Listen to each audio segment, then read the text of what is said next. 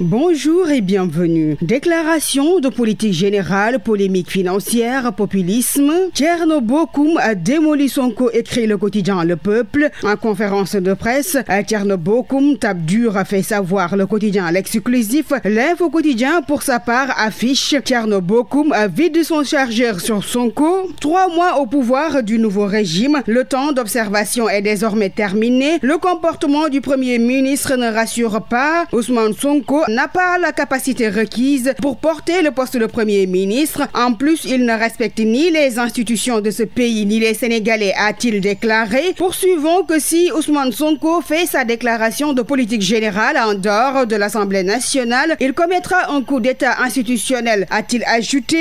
Thierno Bocoum, Thierno Alassane Sall, Abdoul Mbow, les têtes émergentes de l'opposition radicale, note L'As quotidien. Toujours 3 mois d'exercice du pouvoir, Diomaye Sonko, état d'éclipse, mentionne l'Observateur. Le rayonnement du Premier ministre face à l'effacement du président, un sujet commenté par le journal qui estime qu'on a l'impression que c'est le Premier ministre qui définit la politique de la nation. Radio, diffusion, télévision sénégalaise, le torchon brûle entre la direction générale et les syndicalistes. Bazar à la RTS, souligne Le Public. Le 20h saboté, de nouvelles bouches pour Kenkeliba, nous dit le journal. Ngone Saliou Diop, Papa Hassan Sek, Ibrahim Ali Safaï, Ndaye Aram, de nouvelles recrues. Pendant ce temps, la collège des délégués ouvre un autre front contre Pape Alé Niang. Mouvement d'humeur à la RTS. Pape Alé Niang, d'un grand panel, s'explique. Les éclairages de Pape Alé Niang à lire dans les colonnes du journal Le Républicain.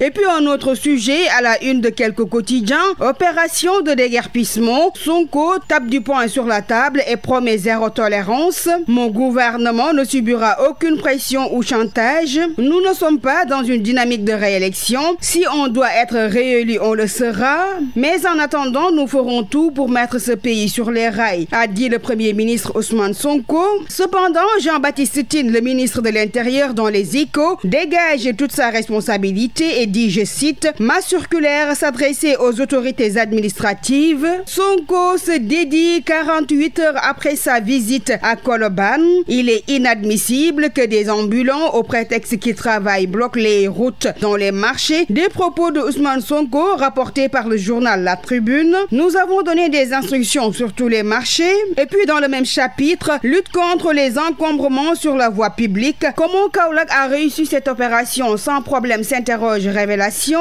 Comme pour répondre à cette question, la Dépêche livre la recette de Serigne Mboup, installé hier dans ses fonctions de directeur de la Maison de la Presse. Sambou Biagui, sur le dégel Presse Pouvoir, annonce une rencontre entre le président Diomaye et les journalistes. Des quotidiens, par en une, Sambou Biagui fixe le cap et décline sa feuille de route. Éducation, parlons-en dans cette revue des titres. Bac général des candidats exclus à Kaolack, tricherie à Dakar. Le bac dans tous ses états, renseigne l'antenne.